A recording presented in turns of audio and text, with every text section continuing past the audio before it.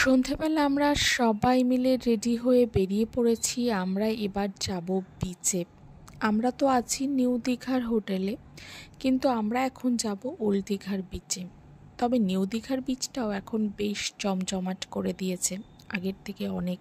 আগে এতটা জমজমাট ছিলই না। চলে এসেছি আমরা বিচে, আর এই দেখো দীঘার সমুদ্র। সমুদ্রটা আমার বরাবরই ভীষণ প্রিয়। মানে যে সমস্ত জায়গায় সমুদ্র আছে সেসব জায়গায় যেতে আমি খুব ভালোবাসি।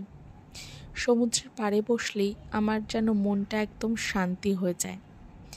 আর সমুদ্রের পাড়ের এই হাওয়া, যেটায় ভীষণ ভালো লাগে আমার। তো সমুদ্রের পাড়ে এখানে বসে থাকবো আমরা এখন সবাই মিলে, ভীষণ ভালো একটা সময় কাটাবো। আর একটু খাওয়া দাওয়া করবো, কারণ বাইরে বেরোলেই একটু খাওয়া দাওয়াটা না করলে ঠিক জমে না, তাই না? সমুদ্রের পাড়ে বসে বসে একটু খাওয়া দাওয়া করে নিলাম, সবাই মিলে ভীষণ গল্প করলাম, খুব মজা করলাম সমুদ্রের পাড়ে। যে দুদিন থাকবো ফ্যামিলি সবার সাথে চুটিয়ে আনন্দ করব।